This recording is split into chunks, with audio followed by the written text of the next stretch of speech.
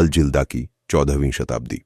जब एक अल्केमिस्ट ने ज्ञान को जलाकर सोने में बदल दिया। 14वीं शताब्दी, इस्लामिक गोल्डन एज का आखिरी दौर।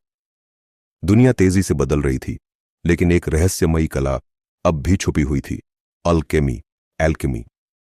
यही वह दौर था जब एक ऐसा व्यक्ति आया जिसने न सिर्फ अल्केमी को समझा बल्कि उसे नई ऊंचाइयों तक पहुंचाया। वह सिर्फ एक केमिस्ट नहीं था, वह एक खोजी, एक दार्शनिक और एक वैज्ञानिक था जो तत्वों के रहस्यों को खोलना चाहता था। उसका नाम था अल-जिल्दाकी। अल-जिल्दाकी, एक ऐसा अल्केमिस्ट जिसने रहस्यमय प्रयोगों से विज्ञान की नींव रखी। जब अल-जिल्दाकी ने अल्केमी को एक नया आयाम दिया, उस समय अल्केमी को सिर्फ एक रहस्यमयी कला माना जाता था, धातुओं को सोने में बदलने और अमृता पाने की एक रहस्यमयी विद्या। लेकिन अल-जिल्दाकी पहले उन वैज्ञानिकों में से थे जिन्होंने इस रहस्य को विज्ञान की दृष्टि से देखने की कोशिश की। उसने पुरानी किताबों का अध्ययन किया और अपने प्रयोगशालाओं में नए परीक्षण किए। उसने कहा कि अल्केमी सिर्फ सोना बनाने का खेल नहीं, बल्कि तत्वों और पदार्थों की समझ की कुंजी है। उसने जबीर इब्न हय्यान और अल-रज्जी जैसे महान वैज्ञानिकों के काम को आगे बढ़ाया। यही सोच थी जिसने आगे जाकर आधुनिक रसायन विज्ञान, केमिस्ट्री की नींव रखी। जब उसने तत्वों और पदार्थों के नियम खोजे, अल-जिल्दाकी प्रयोगशाला का उस्ताद था।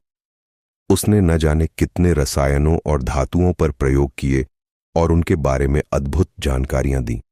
उसने पहली बार बताया कि धातुएं सिर्फ एक पदार्थ नहीं, बल्कि उनके पीछे रासायनिक गुण होते हैं। उसने अलग अलग धातुओं के जलने और मिश्रण के नियम खोजे। उसने केमिकल रिएक्शन के पीछे छिपे लॉजिक को समझने की कोशिश की। उसने सल्फर मर्क्यूरी थ्योरी को और बेहतर तरीके से समझाया, जिसने आगे जाकर आधुनिक रसायन शास्त्र को प्रभावित किया। यही वो खोज थी जिसने आगे जाकर मेटलर्जी और केमिकल इंजीनियरिंग की नींव रखी।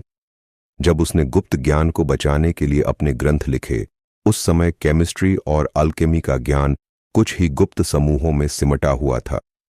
लेकिन अल-जिल्दाकी ने इसे एक विज्ञान की तरह लिखा और भविष्य के लिए संरक्षित किया। उसकी सबसे प्रसिद्ध किताबें थीं: किताब निहायत तलब फी शरह अल-मुक्तसब, किताब निहायत अल-तलब फी शरह अल-मुक्तसब, एल्केमी और रसायनों पर एक विस्तार से लिखी गई किताब, किताब